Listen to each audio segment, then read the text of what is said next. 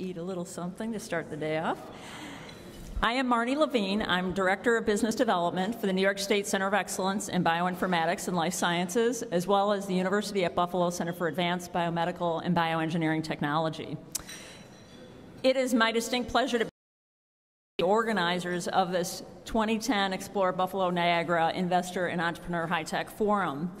Of course, the full forum program will open shortly with registration at 9:30, 10 o'clock. And we certainly hope that you are all able to stay with us for the entire day. Or we certainly hope that you can rejoin us for the programming, including the closing reception at 4 p.m. in case you have to step out at all today. This year's program, we actually have a very special feature for you, which in fact is this angel investing breakfast. As you will hear shortly, we have representation not just from other organizations and other regions who can give us good examples, but of others who want to partner with us, who would like to co-invest, or at least explore those kinds of collaborations. So we're extremely excited about that. We hope that one of the outcomes of this year's program is to increase the overall angel activity, not just in our region, but across border and across states. So all of you are part of making that happen. So we wish you well with your conversations today, and certainly wish you well in your activities after the forum. Before I welcome our moderator for this morning's program, I do want to thank our sponsors, our presenting sponsors, Superior Group and National Grid, our gold sponsors, Insight Consulting, Watson Bennett, Erie County Industrial Development Agency, and NYSTAR, as well as our silver sponsors, Buffalo Niagara Enterprise and Hodgson Russ, and thank you to our many organizers as well. And I also want to recognize, in terms of our public officials who've been key in driving a lot of the programming we do, Jeffrey Sheridan from Congresswoman Louise Slaughter's office. Welcome to the program today. To encourage you all to stay with us while you're handling your business, we don't want you to stop your business. Indeed, you are free to take your cell phone calls. What we would just ask is that you silence your cell phones, and then if you do have a call, please just take those out in the foyer. Next, it's my pleasure to introduce our moderator, David Colligan, partner of Watson Bennett, Colligan & Schechter, and also board member of the Western New York Venture Association. David has been a tireless leader not only in talking about angel investment, but in actually doing angel investment. So with that, please welcome David Colligan.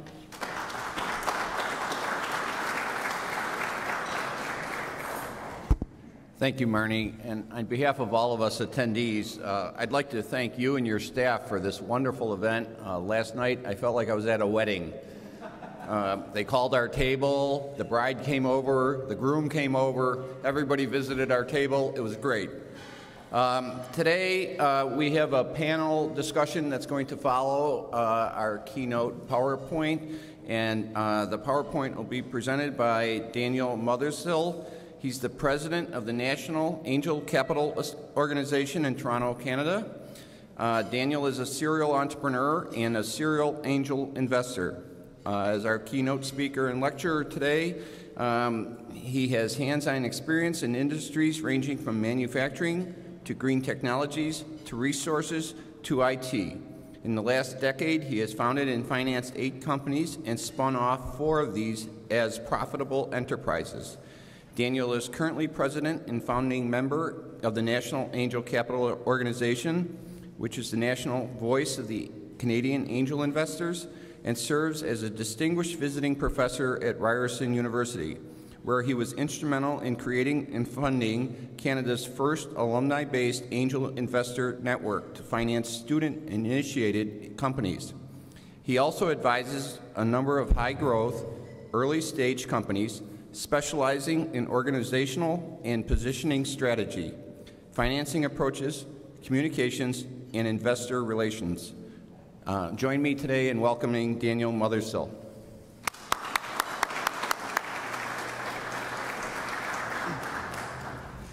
David, thank you very much. I was asked to make a little organizational announcement, a little administrative announcement before I begin.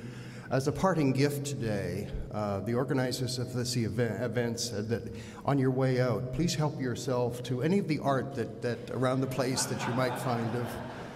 Wasn't that right, David? Good. Yeah, right. Well, it's a real pleasure to be here, and I thought that perhaps I would start today with a bit of a thought, which comes from Ecclesiastes 4, chapter 5, verse 3, which says, "For a dream comes through much activity, and a fool's voice is known by his many words." With that admonishment, I'm going to keep my opening remarks mercifully short. But it is a particular pleasure for me to talk about really my two passions, well, two of my passions anyway.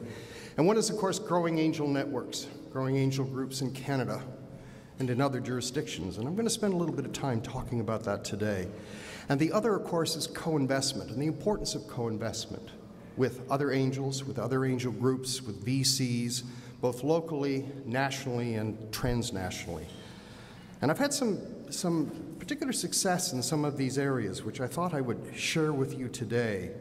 But what I'm going to do is the organizers of this fabulous event have asked me to address a couple of specific points. So I think I'm going to begin with that, seeing as it's on my slides. Why not? By way of a bit of a background, the National Angel Capital Organization is the umbrella group for all angel groups in Canada. There are about 30 of us, about 30 angel groups literally from coast to coast in every province and in one of the territories. Angel investing in Canada is about a $2.2 billion industry. So every year in seed and startup companies, that's about what we invest. And in Canada, that's about twice what the VCs are doing.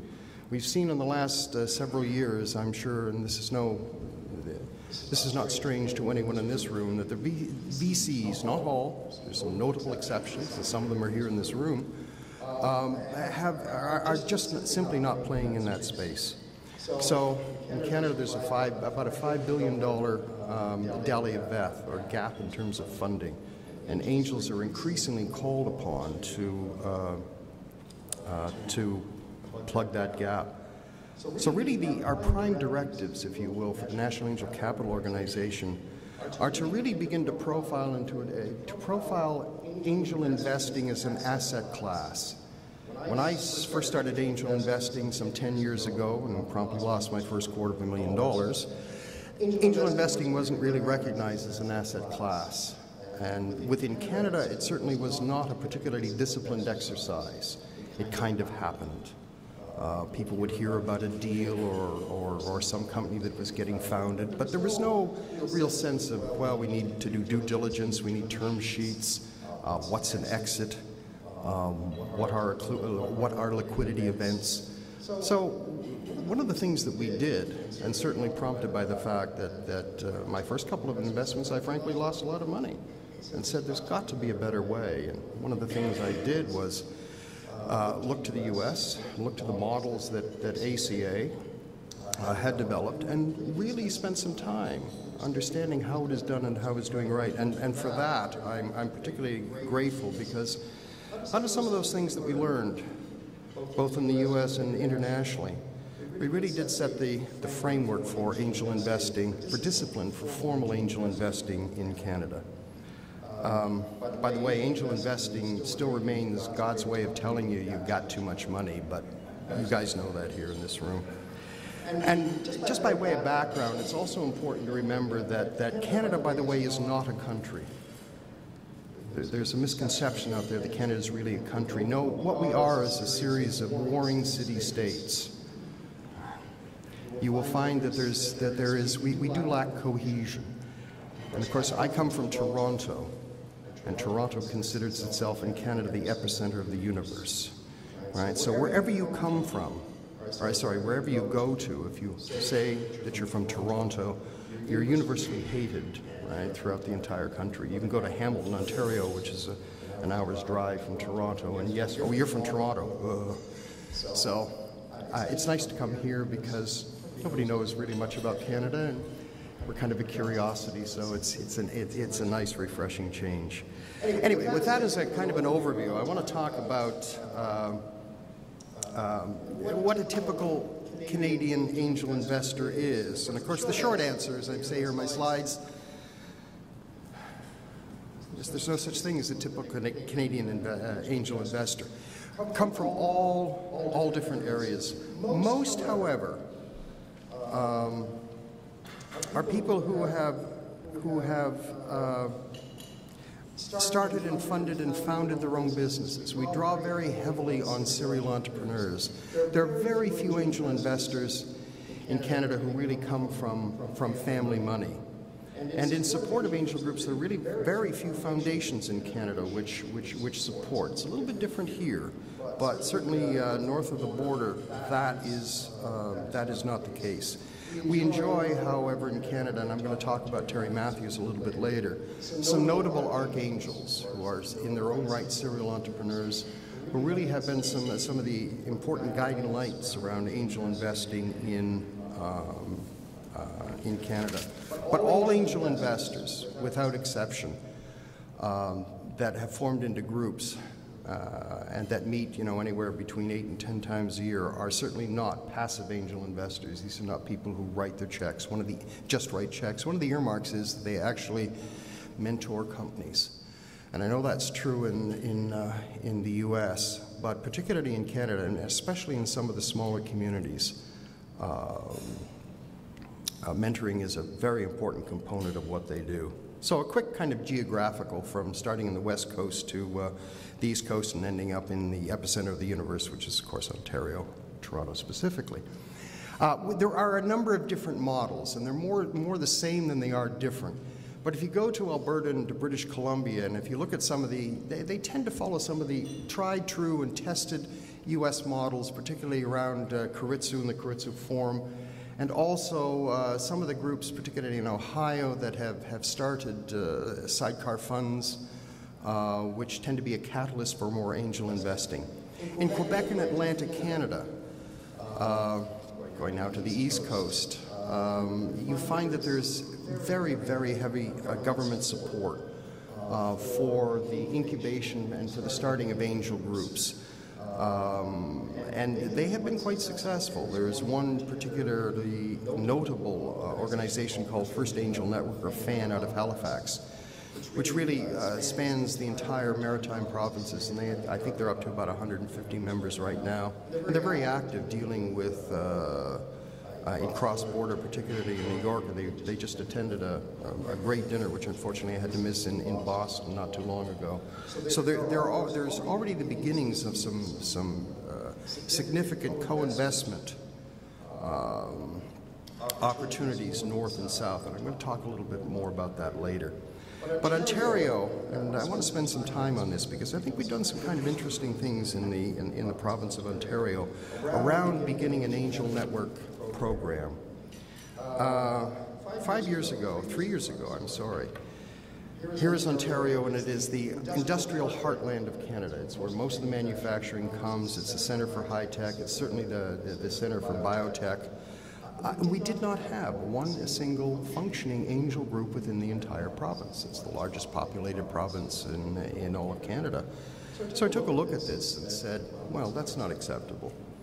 So I'm no expert in terms of getting money from governments. I've never worked for government. I've never been in government. I've never wanted to stand for political office. I really know very little about it. I'm just a dumb capitalist. But I said, we need some help. We need some rather significant help. Because as we began to see the VCs back out of this space, we knew that angel investors are going to become increasingly important. So I went to the government and said, give me some money. And they did. They actually gave us $2.5 million to begin to set up angel networks in the province of Ontario. And we did this, and the plan that I laid out was to do this on both a geographic and sectoral basis right across the province. So we now have, within 2 years, we have founded 12 angel groups. There are several others that are still in the waiting. As David said, we founded in Canada the first alumni-based angel group at Ryerson University to fund student enterprises, professorial efforts, and alumni efforts as well. And they are already making some rather significant investments. I think the first one was $300,000 into a student initiative. But we've got more in the waiting. There are more angel groups. In fact, there's one in Niagara-on-the-Lake who I was approached 2 weeks ago. They have close ties with some of the people here in Buffalo and said, look, we need to formalize ourselves into a group, and can you help? Well, right now I don't have any cash, but yes, indeed, there are lots of things that we can do. In fact, I just met with the ministry who originally funded us yesterday and had an excellent meeting with them, and I'm looking for more money to try and help this. The thing that I discovered was that angel groups, when they are formal angel groups, when they have people who are dedicated to providing the discipline, for holding regular meetings, to have rules of conduct, to make sure that it is angel-centric focused, are those groups that tend to return the greatest rewards to angel investors. And so along with this program, what we have done is developed best practices, samples in terms of how you do due diligence, who you do diligence with, how you draw on a plethora of resources that are available in order for you to successfully do some of the due diligence. The importance of building such things into term sheets as liquidity events, be they exits or whatever. So really we began to wrap some rather serious discipline and published somewhat of a tome, which is with lots of appendices, which is being updated on a rather regular basis. And although it started in the province of Ontario, it's really spread throughout all of Canada, and all angel groups within Canada are signatories and are agreeing to follow these kinds of guidelines, which makes it much easier for us to do co-investment. In other words, groups, all the formal angel groups within the country have a certain way in which everyone has agreed to do business. And it's one of the reasons why you're beginning to see much more in terms of co-investing, but I'm going to get ahead of myself and talk about that. At the same time, we've already, so within 2 years, 300 investors, and that's growing rapidly. We've done 28 deals in 21 companies, mobilized. It says 20 million here. It's more like it's 24, actually 24, 25 million in capital. And we've conducted a number of co-investment summits. Most of them in Toronto, in which we have had good participation from the U.S., some from overseas, in which we have, I guess, about 50 companies have presented, about 400 investors have attended. And we also held the first transatlantic cross-border co-investment summit at Canada House in Trafalgar Square last September, in which I brought over 24 Canadian companies to present to groups of angel investors, particularly from the UK and from Sophia Antipolis, which is in the south of France, which is kind of the Silicon Valley, if you will, of that country. So we've done an awful lot in 2 years, but that's the beginning. It's just a very tentative beginning. We have a great deal more work to do. The question was asked, how do Canadian groups attract angel investors? Well, there's no difference really between how it's done in the U.S. and how it is done in Canada. One of the important things of holding summits and events are that it does begin to attract the attention of a lot of unaligned angel investors who may have heard about angel investing, or may be indeed in their own right angel investors. They just don't call themselves as such. But it allows them to, these events allow them, particularly when there's a lot of networking, time that is allowed.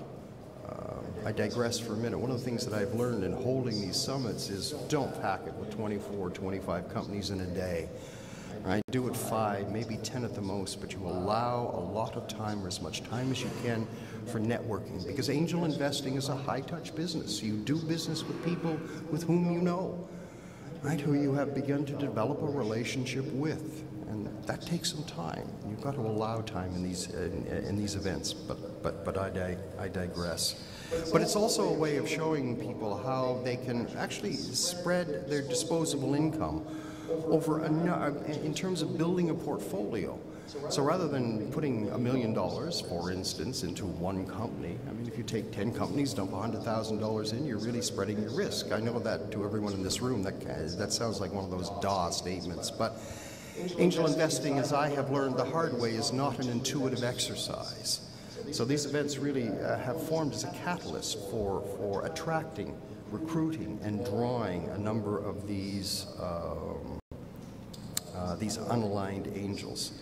And of course, one of the things that we find, and this is beginning to increase, that a number of the companies who have, a number of the entrepreneurs, who have successfully built, a company or two or whatever, are exactly the kind of constituency that we want.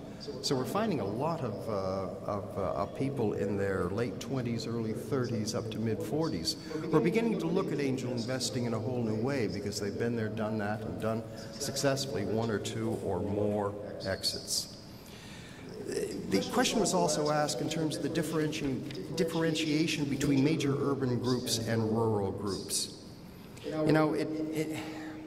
The thing that I have learned, and again coming from Toronto with I guess kind of a big city attitude or mentality, is that there really isn't much of a difference. There are a couple of subtleties which I'll talk about later, but really it's all about leadership. That no matter where you are, it really comes down to the angel group manager who has the passion, who takes it on as a full-time job, virtually. And that's where that money that I mentioned from the provincial government went, is to find the right kind of individual, regardless of the background, who has the time and the passion and the organizational ability to herd cats. We discovered that angel investors in and of themselves don't always have necessarily, lots of notable exceptions to this, but don't necessarily have the time or the interest to kind of do the logistical stuff. And the secret the secret sauce is really around the logistics, making it a fun event, because all angel events have got to have, kind of a social or a fun aspect to them. The other thing is that the successful angel, the successful manager of these angel groups is really an individual who has to know how to build networks, to connect the dots, who has the time, the passion, and the interest, particularly within the local communities, to do that. And I give just this one example. Thunder Bay is a 16-hour drive north of Toronto. It costs me as much to, It sometimes costs me as much to fly within the province as it does to go to England, but never mind. It's a small community. It's a community that was based on the lumber industry, by and large, which in Canada has certainly fallen on difficult times. This angel group was slow to start, but within the last year, with a new manager that has come on, they have actually done, within the last year, they have done 9 deals. Remember, this is a very small community. These have been sizable deals, and they right now, as at the end of last week, I heard they had 4 or 5 pending. So what are some of the kind of deals and the trends that we're beginning to see out there? Certainly clean is one of the trends. Clean did not, in Angel Horizon, really exist in anybody's, did not exist 5 years ago. We're doing a lot in IT. We're doing a lot in medtech. We don't do that much in bio. Again, there are some notable exceptions, but bio tends to be one of these, it's $100 million, it takes 10 years, and it's binary. It either works or it doesn't work. And that, for most angels, is really out of their space and out of their capacities.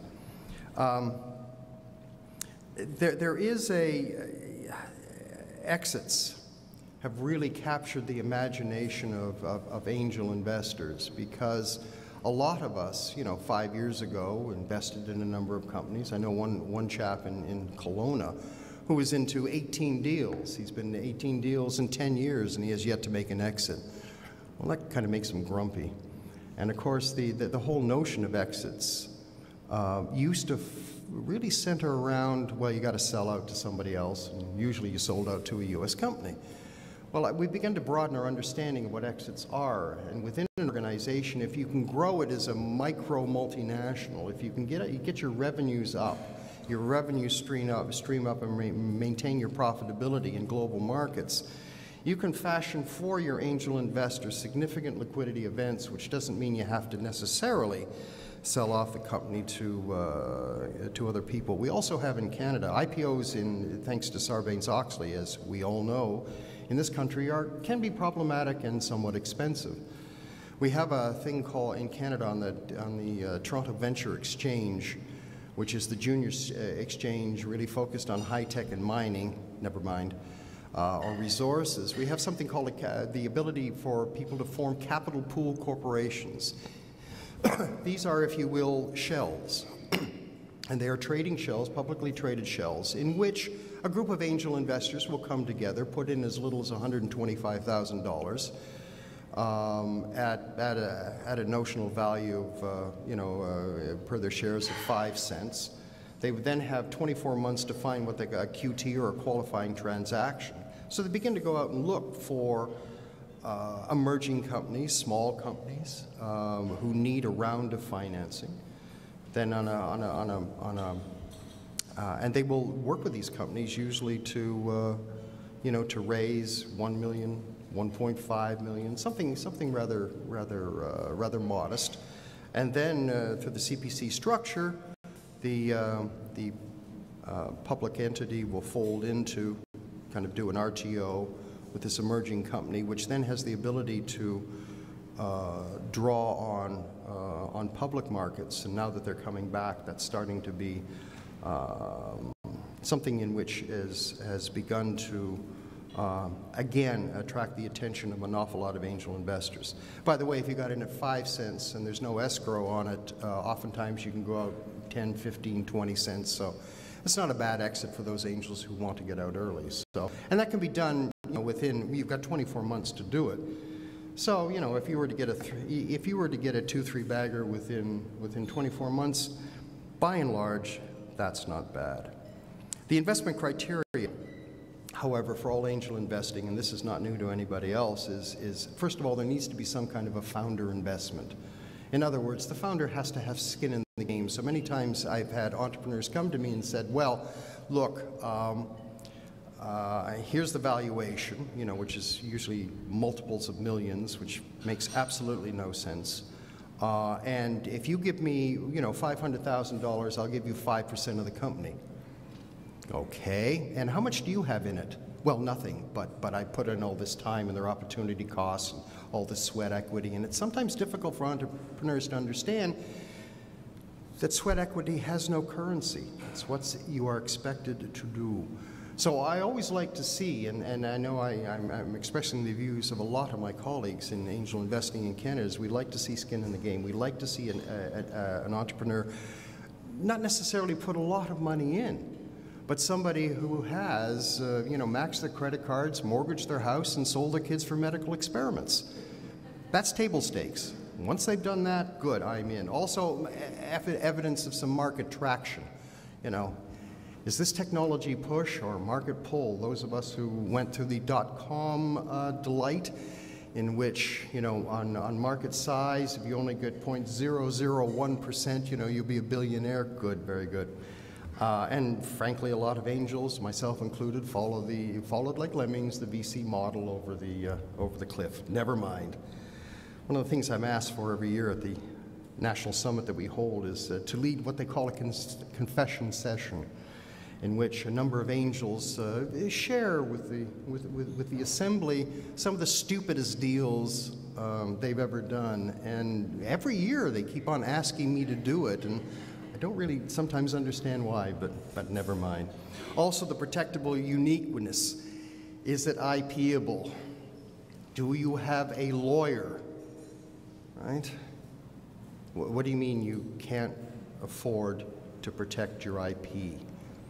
Never thought of talking to a lawyer. So actually, lawyers are very high on my list in terms of protecting my investment, of absolutely fundamentally ensuring that these are. And also, it's not just the founder, it's the management team. I want to know that there is a strong management team, not just in terms of people who are full-time within the organization, but the advisory board. How have you built an advisory board? And I've got lots of anecdotal stories on how that is done.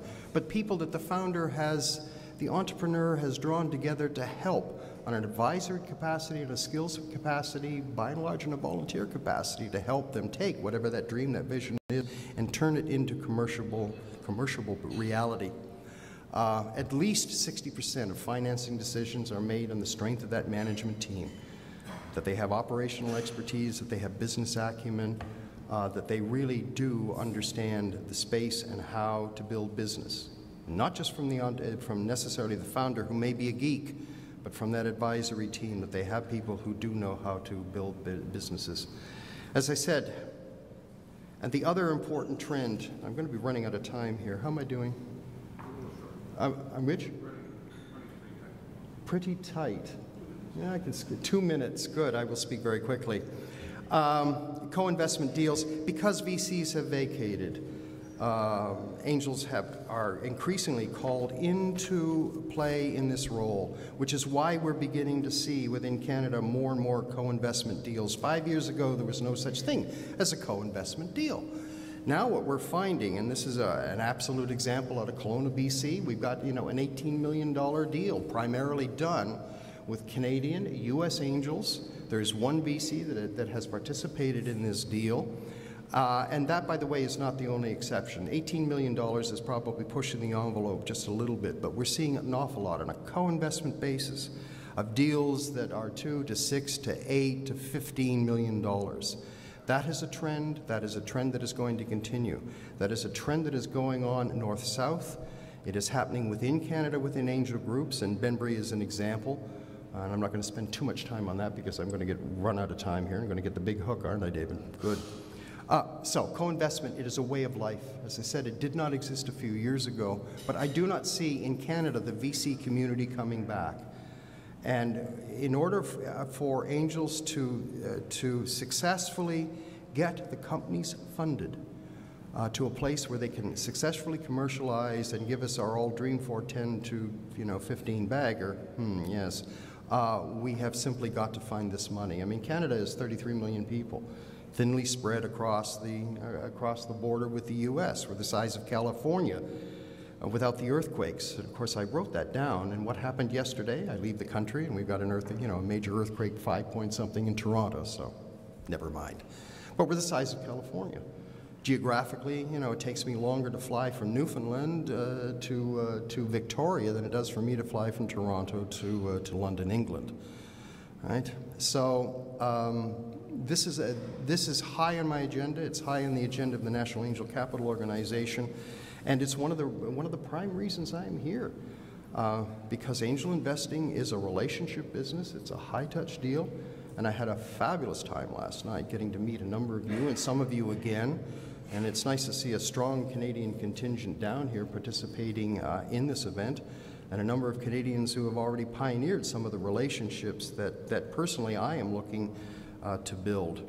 So, in summation, big change in angel investing, particularly around co-investment, that no longer does the 2-hour drive rule hold, that if you build relationships, you can do business with anybody, anywhere in the world. In the last 3 years, I've spent a lot of time in Europe. I have business interests in Europe.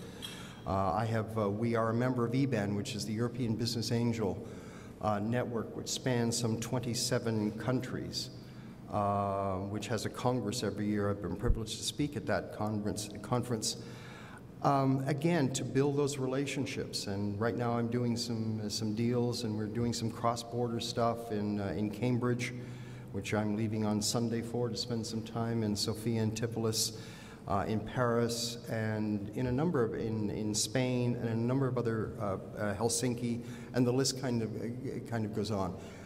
It's probably, at the risk of repeating myself, one of the most important trends that I see, because angel investors, I don't care where they are. We all are faced with the same common challenges. Some of us are more supported by governments than others. Some there is more of a formal infrastructure. Certainly in North America, this is what we enjoy.